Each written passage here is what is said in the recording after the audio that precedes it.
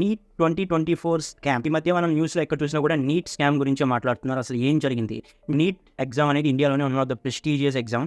అసలు ఏం జరిగిందంటే లాస్ట్ ఇయర్ 2 or 3 మెంబర్స్కి మాత్రమే కంప్లీట్ 720 out of 720 మార్క్స్ వచ్చాయి. అంటే నీట్ 720 మార్క్స్ జరుగుతుంది. బట్ ఈ ఇయర్ ఎగ్జామ్లో 67 మెంబర్స్కి 720 out of 720 మార్క్స్ వచ్చాయి. దీంట్లో విచిత్రం ఏంటంటే హర్యానాలో ఒక కోచింగ్ సెంటర్ నుంచే 6 మెంబర్స్కి 720 out of 720 మార్క్స్ వచ్చాయి. తర్వాత కొంచెం ప్రోప్ అని ఇన్వెస్టిగేషన్ అని జరిగితే ఏమైందంటే పేపర్ లీక్ అయింది అనే విషయం అయితే బయటపడింది. చాలా మందికి 718 or 719 అనే మార్క్స్ వచ్చాయి. ఇది జనరల్గా నీట్ ఎలా జరుగుతుందంటే రైట్ ఆన్సర్కి 4 మార్క్స్ అని, రాంగ్ ఆన్సర్కి -1 మార్క్ నెగిటివ్ మార్కింగ్ అనేది ఉంటుంది. సో ఎలా తీసుకున్నా 715 or 716 marks maximum or 720 full. అంతేకాని ఈ మిడిల్లో వచ్చే ఛాన్సే లేదు. చాలా మందికి ఇది డ్రీమ్, దీనికోసం చాలా కష్టపడి ఉంటారు.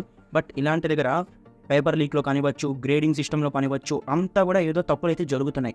చాలా వరకు మళ్ళీ రీకండక్ట్ చేయాలని అడుగుతున్నారు. బట్ సిన్సియర్గా చదివి ప్రిపేర్ అయిన వాళ్ళేమో రీకండక్ట్ చేస్తే వాళ్ళకు లాస్ అనుకుంటున్నారు. ఏది బెటర్?